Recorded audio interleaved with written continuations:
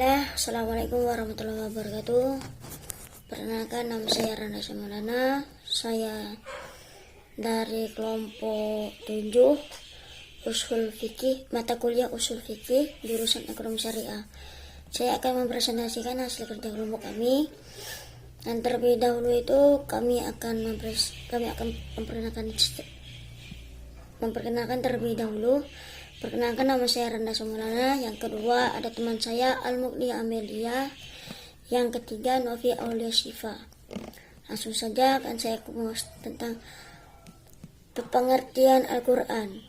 Adapun kata-kata Al-Quran juga terdapat perbedaan di antara para ulama. Secara etimologi, kata-kata Al-Quran bentuk masdar dari qoro'ah yang berarti bacaan, sesuatu yang dibaca berulang-ulang.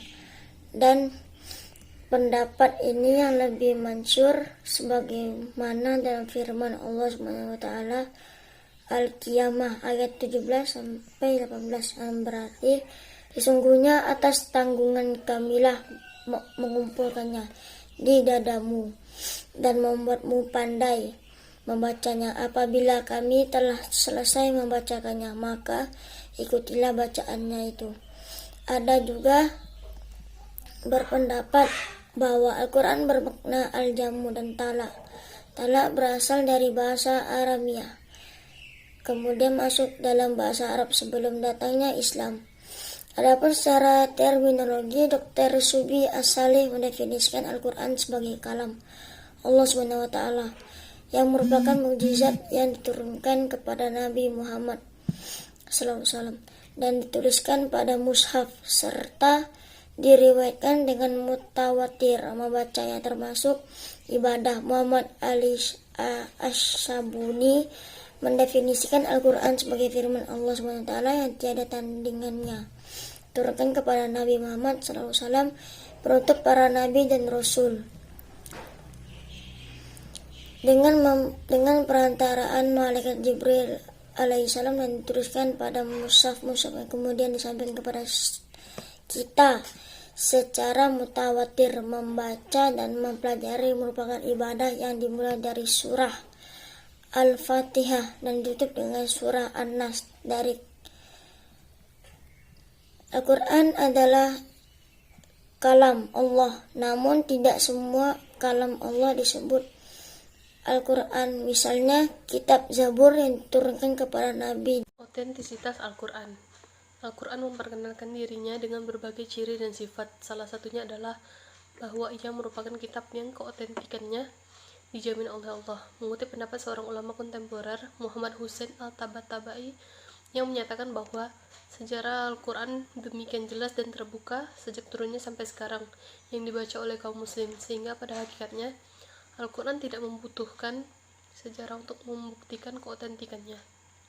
Kitab suci tersebut, lanjut Tabatabai, memperkenalkan dirinya sebagai firman-firman Allah dengan menantang siapapun untuk membuat tandingannya. Salah satu bukti bahwa Al-Quran yang berada di tangan kita sekarang adalah Al-Quran yang turun kepada Nabi Muhammad SAW tanpa perubahan dan tetap sebagaimana keadaannya dahulu. Sejalan dengan pendapat Tabatabai di atas, Rasyid Khalifah juga mengemukakan bahwa dalam Al-Quran sendiri terdapat bukti-bukti sekaligus jaminan akan keotentikannya. Sejarah mencatat bahwa sejak zaman Nabi Muhammad, Al-Quran telah dihafal oleh ratusan sahabatnya. Walaupun Nabi Muhammad dan para sahabatnya menghafal ayat-ayat Al-Quran, namun untuk menjamin terpeliharanya wahyu-wahyu itu tidaklah cukup hanya mengandalkan hafalan saja. Tapi dalam bentuk tulisan juga sejarah menginformasikan bahwa ayat-ayat Al-Quran sebelum dikumpulkan dan ditulis dalam satu mushaf telah ditulis dalam berbagai benda seperti kulit, tulang, pelepah kurma, dan kepingan batu. Pada masa sekarang ini pun masih sama, meskipun Al-Quran telah tercetak dalam sebuah mushaf. Perhatian kaum muslim untuk menjaga otentisitas Al-Quran tetap luar biasa. Biasa seumpama kita survei dari ujung timur sampai ujung barat bumi ini, maka kita pasti akan tercengang. Kita akan menemukan jutaan para penghafal Al-Quran. Jadi sangatlah wajar jika Al-Quran dari periode awal ketika Nabi Muhammad hidup sampai masa kita masih sama tanpa ada perubahan sedikit pun. Fungsi dan tujuan turunnya Al-Quran. Fungsi Al-Quran.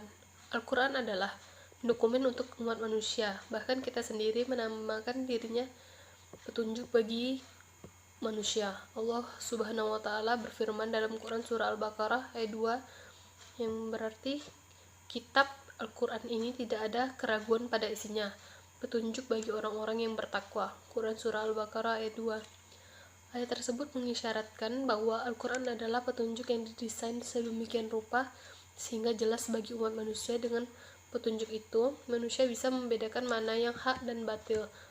Inilah sesungguhnya fungsi Al-Quran, yaitu sebagai pedoman hidup umat manusia. Karena itu, bila Al-Quran dipelajari dengan benar dan sungguh-sungguh, maka isi kandungannya akan membantu kita menemukan nilai-nilai yang dapat dijadikan pedoman untuk menyelesaikan berbagai problem hidup. Adapun fungsi Al-Quran yang lainnya adalah: yang pertama, pengganti kedudukan kitab suci sebelumnya yang pernah diturunkan Allah Subhanahu wa taala. Yang kedua, tuntunan serta hukum untuk menempuh kehidupan. Yang ketiga, menjelaskan masalah-masalah yang pernah diperselisihkan oleh umat terdahulu. Yang keempat, sebagai obat penawar atau syifa bagi segala macam penyakit, baik penyakit rohani maupun jasmani. Yang kelima, sebagai pembenar kitab-kitab suci sebelumnya, yakni Taurat, Zabur, dan Injil. Yang keenam, sebagai pelajaran dan penerangan seperti firman Allah dalam Quran surah Yasin ayat 69. Yang ketujuh, sebagai pembimbing yang lurus. Yang kedelapan, sebagai pedoman bagi manusia, petunjuk dan rahmat bagi yang meyakininya. Yang kesembilan, sebagai pengajaran. Yang kesepuluh, sebagai petunjuk dan kabar gembira. Yang kesebelas, sebagai pembanding atau pembeda, furqan, antara yang hak dan batil. Yang ke-12, sebagai pengajaran atau pembentang atau penjelas, tibyan, segala sesuatu akan ilmu, pengetahuan, dan rahasia-rahasia alam dunia dan akhirat. Yang ke-13, sebagai tali Allah yang harus diikat kuat dan digenggam teguh dalam hati dan kehidupan, khususnya bersama-sama agar tidak bercerai-berai seperti dalam firman Allah Quran surah Al-Zukhruf ayat 43 dan Ali Imran 102 sampai 103. Yang ke-14, sebagai tazkirah atau peringatan bagi orang-orang yang takut kepada Allah dan terhadap kepemimpinan Al-Quran. Yang ke-15, sebagai pengawas atau muhaiminun dan penjaga atas kitab-kitab samawi lainnya. Tidak hanya membenarkan masalah akidah, akan tetapi masalah syariat alamiah juga Al-Quran menerapkan sebagai hukum-hukum dari kitab sebelumnya dan mengganti serta mengubah sebagian lainnya. Yang ke-16, sebagai mukjizat bagi Rasulullah Shallallahu Alaihi Wasallam yang bertujuan untuk melemahkan musuh-musuh Allah dan Rasulnya yang meragukan kenabian dan kerasulannya. Tujuan diturunkannya Al-Quran sebagai pedoman hidup yang benar. Al-Quran niscaya harus memberikan sesuatu petunjuk hidup yang benar, mendasar dan pasti sehingga dapat dijadikan sebagai pegangan yang kokoh dalam menghadapi hidup. Oleh karena itu, tujuan utama turunnya Al-Quran tidak lain kecuali untuk memberikan petunjuk kepada umat manusia ke jalan yang harus tempuh demi kebahagiaan hidup yang di dunia dan di akhirat. Adapun petunjuk yang diberikan oleh Al-Quran pada pokoknya ada 3. Yang pertama, petunjuk akidah dan kepercayaan yang harus dianut oleh umat manusia yang tersimpul dalam keimanan akan keesaan Allah dan kepercayaan akan kepastian adanya hari pembalasan. Yang kedua, petunjuk mengenai akhlak yang murni dengan jalan yang menerangkan norma-norma keagamaan dan asusila yang harus diikuti oleh manusia dalam kehidupannya secara individual dan kolektif. Yang ketiga, petunjuk mengenai syariat dan hukum dengan jalan menerangkan dasar-dasar hukum yang harus diikuti oleh manusia dalam hubungannya dengan Tuhan dan sesamanya. Baik, selanjutnya materi yang akan saya sampaikan adalah ungkapan Al-Quran dalam menetapkan hukum. Allah Subhanahu wa taala menjelaskan beragam hal dalam Al-Quran sebagai petunjuk bagi umat Islam. Salah satunya adalah dalil yang bermuatan hukum, di mana terdapat 2 metode yang digunakan Al-Quran dalam menjelaskan hukum-hukumnya, sebagaimana yang dijelaskan oleh Syekh Muhammad Shaltut. Dalam Muqaddimah kitab fikih Salat karya Ibnu Qayyim Al-Jauzi, cetakan 2011, Syekh Muhammad Shaltut menjelaskan bahwa terdapat dua metode untuk menjelaskan hukum-hukum yang termaktub di dalam Al-Quran. Pertama, mayoritas ayatnya berisi tentang tuntunan perintah dan larangan yang redaksinya tidak diawali dengan pertanyaan. Bentuknya terkadang diawali dengan seruan dengan menyebut ciri seperti ciri keimanan. Tujuannya adalah membuat mereka mendengar seruan itu, lalu mengajak mereka untuk beramal dan menjalankan hukum-hukum yang telah ditetapkan sebagai konsekuensi dari keimanan. Salah satu contohnya ada pada surah Al-Baqarah ayat 178, yang artinya, wahai orang-orang yang beriman, diwajibkan atas kamu qisas berkenaan dengan orang-orang yang dibunuh. Kedua, diawali dengan pertanyaan, yaitu ayat-ayat yang diawali dengan pertanyaan seseorang, baik itu sebagai jawaban terhadap masalah yang sebelumnya belum pernah dijelaskan, di mana orang-orang membutuhkan penjelasan hukum Allah dan bertanya kepada Rasulullah, atau ayat-ayat yang diturunkan sebagai jawaban atas suatu masalah yang sebelumnya pernah dijelaskan. Akan tetapi, di kalangan manusia terdapat perbedaan pemahaman sehingga dibutuhkan penjelasan secara detail. Salah satu contoh ayat seperti itu ada dalam surah Al-Baqarah ayat 186 yang artinya, dan apabila hamba-hambaku bertanya kepadamu tentang aku, maka jawablah bahwasanya aku adalah dekat. Aku mengabulkan permohonan orang yang berdoa apabila ia mohon kepadaku. Baik, selanjutnya materi tentang hukum yang terkandung dalam Al-Quran. Terdapat 3 hukum yang terkandung dalam Al-Quran, yaitu hukum akidah, hukum akhlak, hukum amaliyah atau fikih. Hukum akidah adalah keyakinan keagamaan yang dianut oleh seseorang dan menjadi landasan segala bentuk aktivitas, sikap, pandangan, dan pegangan hidupnya. Istilah tersebut identik dengan iman atau kepercayaan. Kemudian akhlak. Akhlak yaitu suatu keadaan yang melekat pada jiwa manusia yang daripadanya lahir perbuatan-perbuatan dengan mudah tanpa melalui proses pemikiran, pertimbangan, atau penelitian.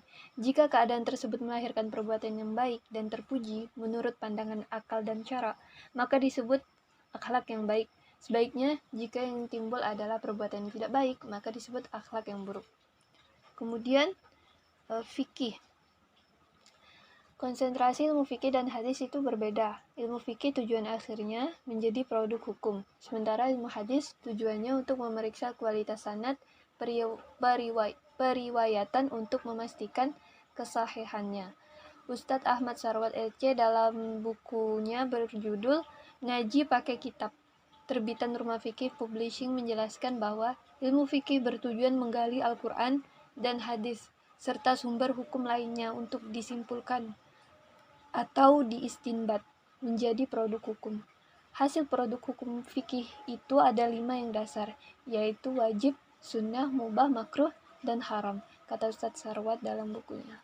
Sekian.